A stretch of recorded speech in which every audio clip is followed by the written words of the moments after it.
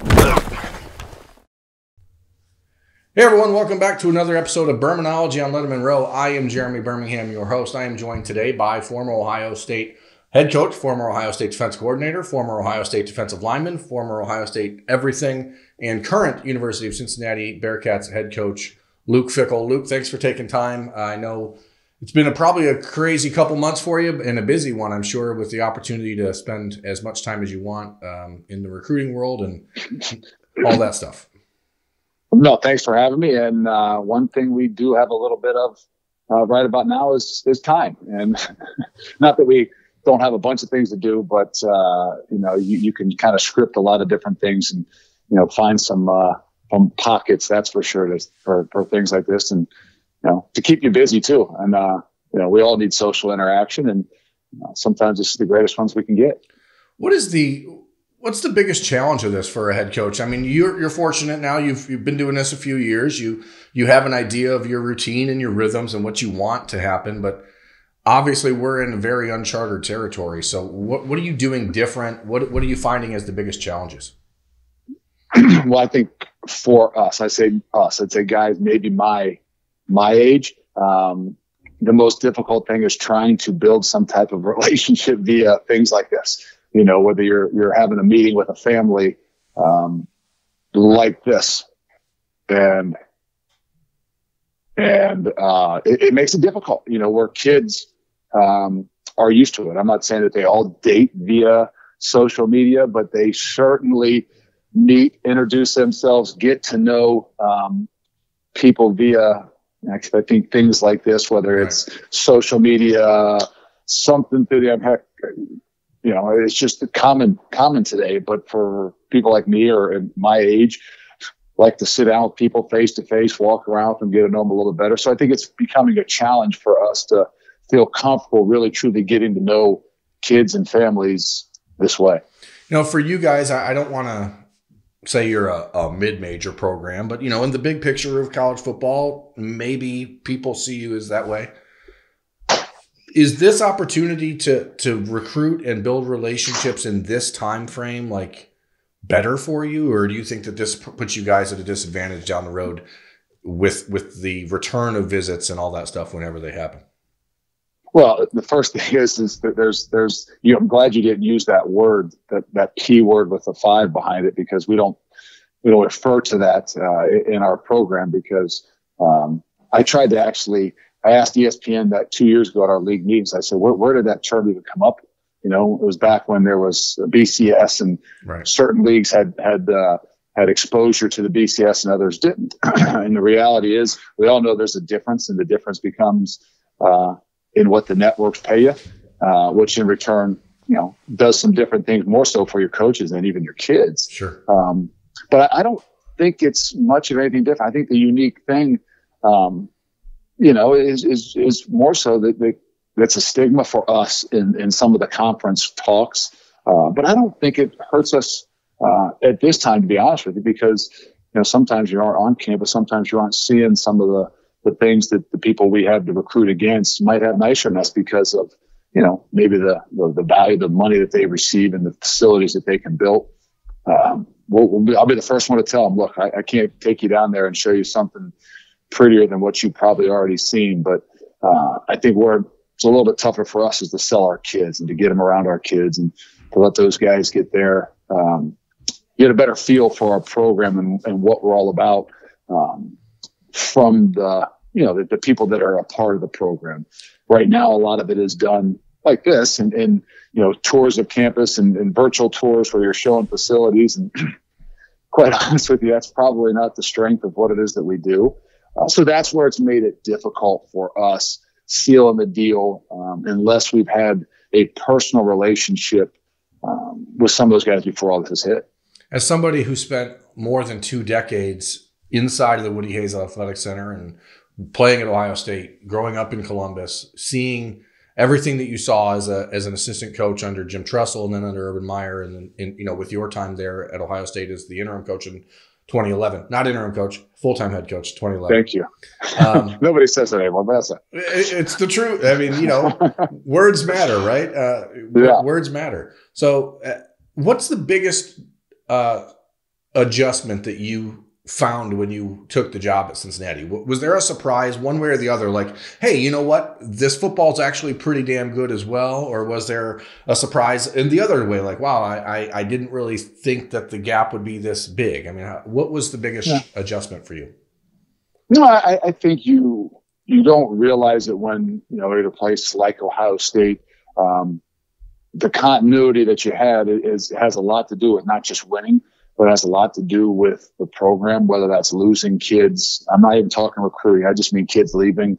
I mean coaches leaving.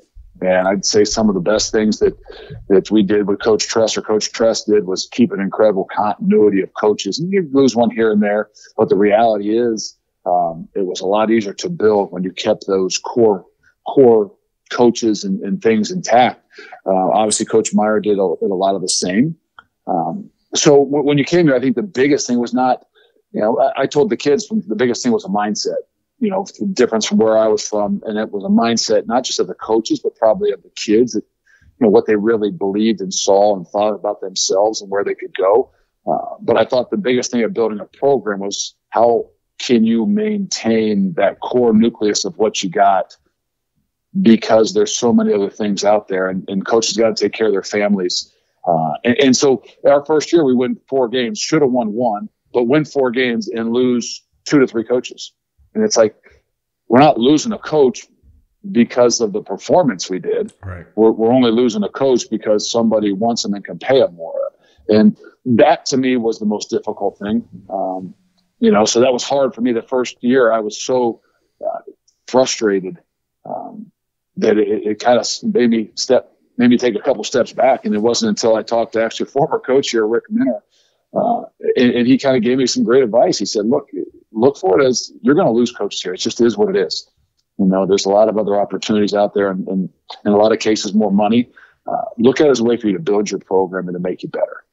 And since I took that advice, I've kind of looked at every time somebody has, kind of left the program as a way for us to get better. And that's been the strength of us here, is as a coach has left, we've hired somebody better. And I don't mean a better coach. No, because that's not the case. I mean, we lose Al Washington, who was here with us our first year. And, the next year we bring in a new coach. We got better, not because it was a better coach. No, Al's awesome. But we also knew a little bit more about what our team and program might need going into year 2. We lose 2 more or 3 more in year 2. Going into year 3. And we just had a chance to know the makeup of your team, what's going to give you a chance, not just in that unit room, but also as a program, and for myself as well, to add somebody that's going to bring something a little bit different. But it's difficult if you lose your core nucleus of those guys. And fortunate for me, I've only lost 1 guy that's kind of been that core nucleus, and that was this year. I think it's interesting as coaches, because what you're saying makes a lot of sense. It's not that you're getting a better coach or whatever, but the former coach who leaves, you still have what he taught there. So it's almost like you're growing with parts that are left behind, because you can take the best parts of that coach and what he taught and how he approached things, and then add it to the next one, and you sort of just keep building up. For you as a guy that you're sort of in a very unique position, because not only did you play at Ohio State for John Cooper, but then coached with Jim Tressel, coached with Urban Meyer. There's no doubt that Ohio State is as intrinsically woven through you as anybody in the country. How important is the relationship with you and Ryan Day, you and Ohio State now? Oh, I think it's big. I don't have a whole lot of, I'd say, really good friends in this business. Being at one place for a long time probably doesn't increase your circle of people that you know. Yeah, your public list of enemies is far more well known than your public list of friends. Well, I'm good with that, because if they're kicking your butt, they'll be your buddies a lot more. But so Mark D'Antonio was a guy I coached with. It was a close friend. Chris Ash, who obviously was at Rutgers, was a guy that head coaches that you could bounce ideas off of. It's just, I don't have a whole lot of that. So for us to have that relationship with Coach Day, Ryan, and those guys, and Coach Marotti, and everything that comes, especially during this time where, we want to keep up with the best. We want to keep up in everything that we're doing. whether it's through this remote learning, whether it's what we can do for our kids during this time. I know this, that in Columbus, they're pushing the envelope in every aspect of what they're doing. And if I didn't have a direct connection and link to knowing and getting some insight as to what they're doing and what they're trying to do, sometimes our people around here, or even our AD or even our athletic department stuff, we compare ourselves to what's going on in the league. And the last thing we want to do is really compare ourselves to what's going on in the league. We want to compare ourselves to the best, and to have some of that, what's going on, whether it's bounce ideas off of during this time or even some other situations with, obviously guys leaving Ohio State, there's some connections that we've been able to kind of jump on and be assets to our program and what we're doing as well. Last year, it was interesting that Ohio State signed a couple of players from Cincinnati, and they were teammates of one of the guys you signed, Jaheim Thomas. And there was a moment when, speaking with Paris Johnson and Darion Henry, who we can talk about, they're which is weird. We can talk they're about. Enrolled. But those kids took official visits to your school, and I asked them, because it's my job, what's going on? And they're like, we want to help Cincinnati. We want to be there to help Cincinnati.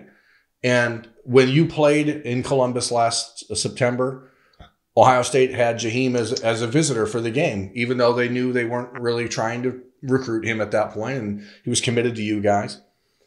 Is that a super rare thing to have that sort of symbiotic kind of working together relationship with an in-state program like that? I don't know. I think it's unique right now, to be honest with you. I kind of look forward to the time when it's not as well woven, because as soon as you can become a foe or you can become a real competitor, right, maybe there's a little bit more friction and they don't want to help as much. But regardless of all those things, I know here that's kind of what my belief, that's where we got to get to. At some point in time, if we can be an actual foe, that maybe that relationship we can strain it a little bit. But it still comes down to having a pre-existing relationship and knowing no matter what happens on the field, you got some people that you know deep, further beyond the wins and the losses, and that you can, help yourself get better, help, maybe in some ways help them, and again, we're always looking for different things in different ways, but we're always looking for help, and especially in this recruiting. And sometimes it's just great to know. You want to know what the best are doing. And, to be honest with you, sometimes, you got to figure out where you're going to spend all your time. And that's not beating your head against the wall sometimes in recruiting. And if you know that maybe what they're going to do and where they're headed, then it can help you guide yourself in some ways too. So I think no matter what, I say we want to become a foe, I also want to continue to have a relationship where there's a respect enough that, we can help each other out in any way possible. And the only way you can do that's by, having something pre-existing and continue to be honest with one another and knowing that it's, competitive in every way possible, but there's something beyond that as well. If you look at those 24 years you spent in Columbus with the Buckeyes, 25, whatever. Yes. It's a lot of years. It's a lot of years. What's the one game, whether it was as a player, as a coach, that you wish you could go back to and change? Come on now, you don't want to go there. I do. Listen, I grew up in this. I'm going back to 1996 and Tim Biakabatuka. We just Biakabatuka was 94. I take that back. Or 93. 96 was 96 was Ty Springs. 96 Ty Springs or Ty Streets and Sean. Everybody would say that Sean, one of the greatest athletes I've ever been around. I think I said that in an interview the other day. He said, who are some of the four greatest athletes you've ever seen? And Sean Springs was one of the four greatest athletes I've ever seen. And it's funny that we all have this recollection that Ty Streets did a nice little double slants over there. And just a slip. And Sean Springs slipped and he goes the distance. What they don't remind you of is the last 5 or 6 minutes that they just pounded the ball down our throat and kept it away from our offense. And, you got 2 or 3 or 4 first downs based on that strength of guys we had up front with Vrabel and Pincus and Ryan Miller and Greg Belisari and that little guy, myself in there as well. We since Sean was one of the greatest athletes I ever knew, we'll throw it on his shoulders to say he slipped and that's why they beat us. But there's no doubt that that's the one that hurts and is always there. That was the first Ohio State-Michigan game I ever attended. I was at that time, the north end zone, they let you stand on the track in the end zone, Yeah. if you remember, and I was standing down there. So I was 20 yards away from where Sean slipped, and it was pretty brutal. People ask me as a long, I'm 41 years old. I've grown up watching Ohio State. That 96 game, the 98 Michigan State game, of course, the 2015 Michigan State game, I think are the big three in my mind. But the 96 one stood out because you guys seemed like the best team in the country that year, and that was extremely agonizing. So I can imagine how it felt for you. You just brought up three, and guess what? All three of those I was directly a part of.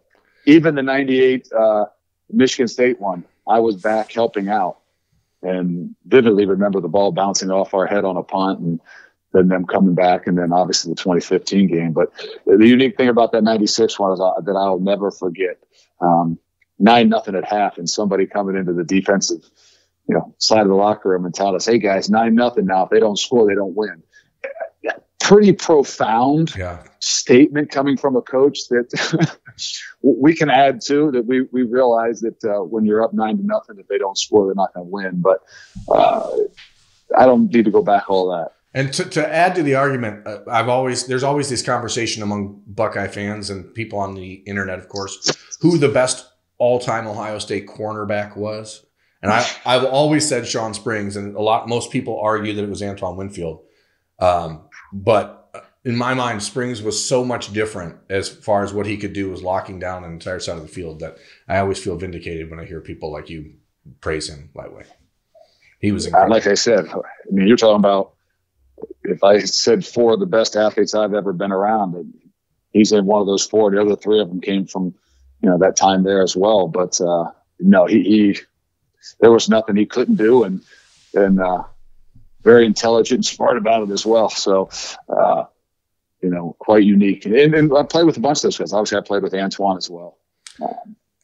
Luke, as a coach now in this world, with recruiting the way it is, what are one or two things that you would like to see different? In the recruiting process, it's really hard to pinpoint one or two things. The ability for kids to have more access onto, your campus and be around. I'm not saying that, you need to open up the gates. I just don't believe that all the conversations and calling kids and that's the best thing in the world. But for some way, somehow to have more opportunities to be around them. Personally, for me, I wish that was, head coaches being able to go on the road a little bit more. I think the idea of something in the spring, where you can, I think that's the whole idea of those spring visits. So I think that was probably in the summer visits were one of the big things that they needed to do. I can't, the only thing I would, the other thing this whole image and likeness is, I don't want to get into all that, but moving forward is going to be make recruiting 100% different. Yeah. And you just went from trying to recruit a kid based on personality and recruiting his family and, really getting to know them to adding a dollar value into what recruiting is all about. And, so I don't know that there's anything that I would say I would want to change. There's something I'd say I don't know that I want to get involved in, and it's going to be this name, image, and likeness that I just don't know how it's going to be able to be controlled. And we had a conversation. We had talked about it on our recruiting meeting yesterday as a staff. I said, I just wanted an update on where we are with the name, image, likeness, and when it's going to go into play, because we need to have 1 year of a plan to when this thing goes into play is how we're going to do it. Not just how we're going to do it for our kids, but more importantly, how we're going to do it in attacking recruiting. Yeah. Are you guys going to have an accountant on staff now? Like, there's all these weird things, a tax preparer. There's all these things that are, we could, that's not a rabbit hole we should go down probably, but no, I don't know that all I can tell you is it's going to bring a lot of different dynamics to a college football team that I don't know if everybody realizes that we're opening up, regardless of money and all those different things, agents and things like that. I'm talking about, all I care about is what's going to happen inside our locker room. And, right. We all know when you start bringing your checks to the office, and when there starts to become a dollar value on things. That was to me always the purity of college football. For me as a coach, that I never wanted to step in between. When those kids took that next step from college to the NFL, as soon as they got done, all those people started calling about autograph sessions and this, that, the other thing, and memorabilia. And I used to say, look, I don't get involved. I won't tell them anything. I don't bring up anything about agents, because as soon as money becomes involved, it changes the relationship. And just one of those ones I think it's going to be really difficult. Last thing, Luke, before I let you get out of here, you obviously had an opportunity, not just this past offseason, but even the year before, to move on from Cincinnati. And you're talking about coaches and how important it is to build something that's the continuity there. What motivated you? What drove you to say, you know what, I know I have these other opportunities, maybe bigger opportunities. Why Cincinnati for you? Well, there's some things that I'll never kind of divulge that stays down in it. That's a motivator for me. But really, to be honest with you, I've never been about whatever that is the title or even the money and things like that. I really enjoy the relationships and everything that we do. And yes, we've got a really good thing going here. I think we've got a heck of a team coming back. So those are factors. My family is a huge, huge factor. My son going to be a senior is a big factor. But the reality is, with all those things being a factor, it still comes down to, what it really excites me. What I really want to be able to do is truly be able to leave a legacy. And I just don't think you can do that. I mean, I'm not saying it's not going to happen, and at some time we won't leave because, who knows, right. But to do it in 3 or 4 years, I don't think it's right. I don't think it's, the right thing in what I wanted to try to build here and for the kids and things that we've sold. And for the coaches as well, because we had a lot of coaches that had an opportunity to go. And I'll be honest with you, as those opportunities came, that core nucleus of guys, you reflect on it, and you kind of lean on those guys to see some of the opinions of what they have, because, if you do go someplace else, you make it a little bit better, for them and their families too. But to a T, they love what it is that we got here. They love the kids we got here. They love what it is that we built. And, the fact that we believe we are going to be pretty darn good as well. So all those things kind of add together and make it really difficult for you to go and help you to keep your true principles intact and not let them get swayed by, money and different things. Well, I mean, I know from a lot of people who are Buckeyes fans, and the perspective always used to be that Cincinnati was sort of another world and sort of Cincinnati, Kentucky. Having you there, it does seem like you've kind of grown the Bearcat fan base throughout all of Ohio a little bit more. And I think you have a lot of Buckeye fans now who root for you and for UC to continue to grow and get better. So keep up everything you're doing. Thank you so much for taking some time, and we will let you get out of here. That's Luke Fickell. I'm Jeremy Birmingham. This has been Birminology on Lettermen Row. Thanks for watching. Well, I'll catch you folks next time. Thanks for watching. Subscribe below to get the latest videos from Lettermen Row. We got Letterman Live, we've got the practice report, we got rapid reaction. Hey, and we got Buckeye IQ with Zach Bourne. For sure. We got recruiting breakdowns with Berm. We got whatever you need. Ohio State football and Ohio State athletics, we've got you covered here at Lettermen Row.